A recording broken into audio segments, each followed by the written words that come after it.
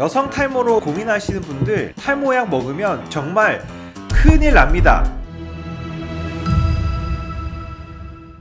안녕하세요. 탈모에 관한 모든 정보를 공유하는 탈모 인사이드 닥터 클라우드입니다. 여성 탈모가 있으신 분들 중에서 탈모약을 먹고 싶어 하시는 분들이 많으신데요, 절대로 먹으면 안 되는 탈모약이 있어요. 어떤 약은 먹어도 되는지, 또 어떤 약을 먹으면 절대로 안 되는지 하나씩 알려드리도록 하겠습니다.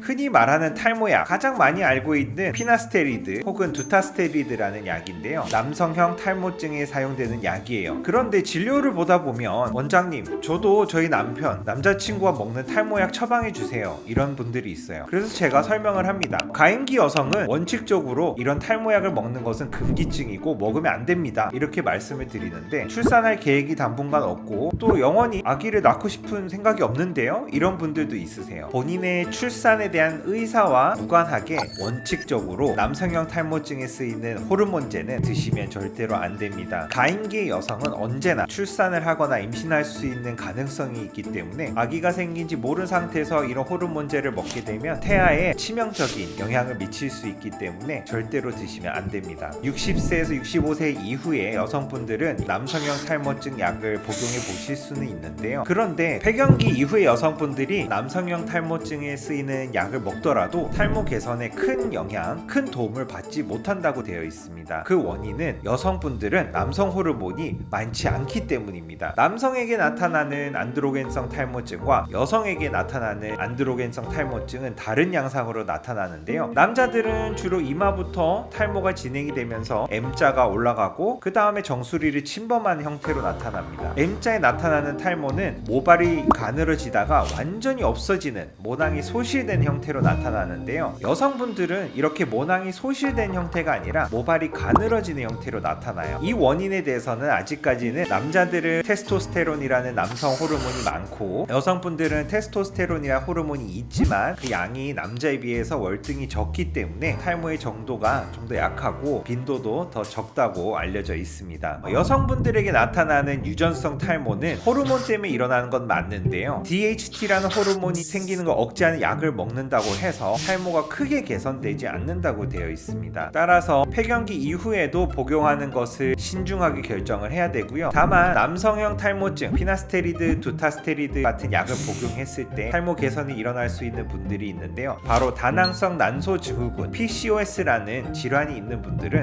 기존의 평균적인 여성들보다 남성 호르몬이 높습니다. 그렇기 때문에 이런 분들은 탈모약을 먹게 되면 탈모가 개선될 수 있는 여지가 있다고 되어 있습니다. 따라서 폐경기 이후에 남성들이 복용하는 탈모약을 드시고 싶은 분들은 꼭 의사와 진료를 한 이후에 복용을 신중하게 결정하셔야 되겠고요. 가임기 여성분들은 조금 아쉽지만 남성분들이 복용하는 탈모약은 복용하지 않는 것이 좋겠습니다. 그럼 여성분들이 탈모가 왔을 때 어떤 약을 먹을 수 있는지 궁금하실 텐데요, 바르는 미녹시딜도 있지만 먹는 경구제 기준으로는 미녹시딜, 스피로노락톤 이렇게 두 가지 약이 있다고 생각하시면 됩니다. 다만 먹는 약의 경우에는 붓기, 홍조, 저혈압 이런 부작용이 생길 수 있기 때문에 의사와 상담을 한 이후에 조심스럽게 복용을 시작하셔야 되겠고요. 처음부터 너무 고용량의 미녹시딜을 드시게 되면 여성분들은 저혈압에 빠질 수 있기 때문에 꼭 조심하셔야 됩니다. 그리고 스피로노락톤의 경우에는 이뇨제 역할이 있는데요, 이 역시도 혈압이 떨어질 수 있고 우리 몸의 중요한 전해질이 변화될 수 있는 요소가 있기 때문에 이 역시도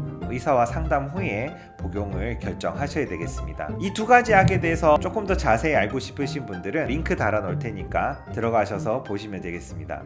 맘모스 여성 탈모가 있으신 분들은 갑갑해서 병원 오신 분들이 많아요. 사실 여성분들이 탈모가 왔을 때 복용할 수 있는 약, 사용해 볼 수 있는 약의 선택지가 적다 보니까 써볼 수 있는 어떤 치료의 옵션이 아주 적은 편이에요. 약을 먹게 되면 부작용이 있는 경우도 있고 쉐딩 현상이 나타나는 것을 견디지 못하고 중단하신 분들도 생각보다 많습니다. 그렇기 때문에 이런 약물 외에 주사치료 혹은 의료기기를 이용한 치료를 적용하는 사례가 많은데요, 빛을 이용해서 모낭을 자극하거나 전자기장을 이용해서 모낭을 자극하는 이런 의료기기를 이용해서 탈모를 개선해 볼 수도 있고요. PRP라고 하는 성장인자를 주사하는 방법, 또 모낭을 뽑아서 모낭 주위에 있는 줄기세포를 주사해서 탈모를 개선하는 주사 치료를 또 해볼 수도 있습니다. 탈모가 남자의 전유물이라고 생각되는 시대는 이제 지나가고 있습니다. 여성분들도 출산 이후에 산후 탈모, 또 다이어트를 하거나 정신적인 스트레스로 인해서 탈모가 오는 여성분들도 정말 많습니다. 여성에게 쓸 수 있는 적절한 약도 선택해서 사용해 보시고, 이런 약이 안 맞는 경우에는 탈모 치료를 해서 리즈 시절의 그런 풍성한 모발을 지켜서 자존감을 높이길 바라겠습니다.